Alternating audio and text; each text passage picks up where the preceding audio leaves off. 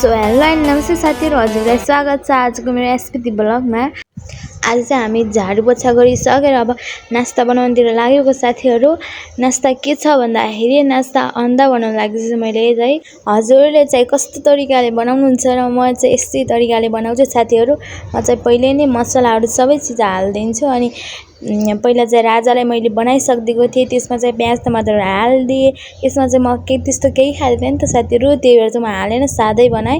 यतिको भइसकेपछि अब यसले चाहिँ अन्डा ब्रेड बनाउनु परेन। रातो गरी पाकिसकेको थियो अनि यसलाई चाहिँ अब पाकिसकेपछि भाँडामा राख्नुपर्ने हुन्छ साथीहरु। अब भाँडामा राखिसकेपछि यसमा चाहिँ यही तेलमा हल्का तेल हुन्छ त, हल्का तेलहरु यही अन्डा पकाएको तेलमा पकाएर चाहिँ पहिलाको मसलाहरु, अन्डामाको मसलाहरु पनि लाग्छ हैन साथीहरु, त्यही भएर मिठो हुन्छ। त्यही म चाहिँ जहिले पनि यस्तै गर्छु। अन्डा पकाएपछि ब्रेड हाल्नु पर्यो भने अन्डा पकाएकै तेलमा चाहिँ म ब्रेड हालेर पकाउँछु साथीहरु। म चाहिँ यस्तो बनाउँदै छु। राजाको लागि अघि नै मैले अन्डा बनाइदिएको थिएँ भने यो चाहिँ मैले ब्रेड चाहिँ बनाएको थिएन त, पछि गराउनु पर्छ भनेर म अन्डा मात्र गराएँ पहिला चाहिँ। अहिले चाहिँ ब्रेड गराउँदै छु। यतिको गराइसक्यो अनि हल्का हल्का दरिरहेको थियो।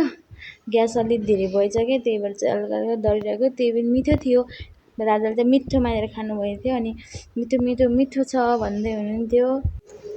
अब यो अन्डा ब्रेडलाई चाहिँ यस्तो गराएर अब राजालाई त दिनु पर्यो नि त हैन साथीहरु।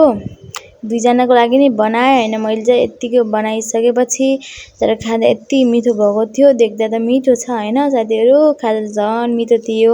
हजुर पनि यस्तै ट्राई गर्नु होला, मिठो हुन्छ। हजुर प्राय खानुहुन्छ। कति राम्रो देखेर चाहिँ वाउ।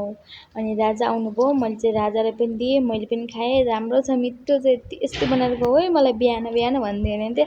अनि यो चाहिँ मैले पहिलाको किचनहरु देखाउँथे त, यही हो साथीहरु।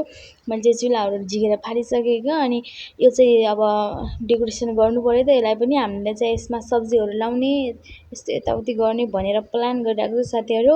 अब यस्तै त वेस्ट गर्नु भएन नि त। पहिला पनि आगो बालेको ठाउँमा चाहिँ सब्जीहरु लगायो भने यति राम्रो हुन्छ नि, राम्रो मथाउँछ कि हैन साथीहरु। किनभने यो खरानीहरु हुन्छ त, खरानीले यति राम्रो गराउँछ सब्जीहरुलाई। अनि अरूले आलु प्याजहरु रोप्दाखेरि त खरानी हाल्छन् हैन साथीहरु। अब हामी त आगो बालेकोमा मैले चाहिँ यो थगानी राखेको थिएँ अनि राजाले चाहिँ उता पानी छिटिराख्नु भएको थियो। लास्टमा चाहिँ यतिको भइसकेपछि अब म चाहिँ लाग्नुपर्ने हुन्छ दिउँसोको खाना बनाउनको लागि साथीहरु। हामी त यस्तै गर्छौँ, 1 घण्टा अगाडि हैन नास्ता खान्छौँ अनि त्यसपछि फेरि खाना बनायो, खायो, बस्यो, यस्तै छ जिन्दगी। राइस चाहिँ मैले माझा लगाइसकेँ साथीहरु। अब चाहिँ मैले तरकारीहरुलाई यता फेरि यो सेटको छोराछोरीहरु आइरहेको छन् किन साथीहरु। प्रितम खेलिरहेको हुन्छ त, तिनीहरुसँग टाइम स्पेन्ड गर्नुहुन्छ। त्यही भएर चाहिँ यिनीहरु मजा लाग्छ नि, नाच डान्स देखाइरहेको थियो हैन साथीहरु। यस्तो मजाको गर्छन् यिनीहरु। वाउ क्या बच्चाहरुसँग एकछिन रमाइलो गरिसकेपछि चाहिँ मेरो यहाँ राइस पाक्दै थियो साथीहरु। अब पाक्न आँट्यो। यो ग्यासमा अलि छिटो पाक्ने रहेछ साथीहरु, त्यही भएर चाहिँ पाकिसकेको थियो। मैले चाहिँ अनि आलु काटेँ, यसको नाम चाहिँ मलाई हल्का आएन साथीहरु। हजुरले आउँछ भने भनिदिनु होला। हामी चाहिँ प्राय यही नै खान्छ, यही राम्रो हुन्छ साथीहरु, यति राम्रो हुन्छ। अनि त्यसपछि हामी पानी ल्याउन गयो खाना खानको लागि साथीहरु। आजको लागि यति नै, भेटौँला अर्को नेक्स्ट भिडियोमा। बाइ बाइ साथीहरु।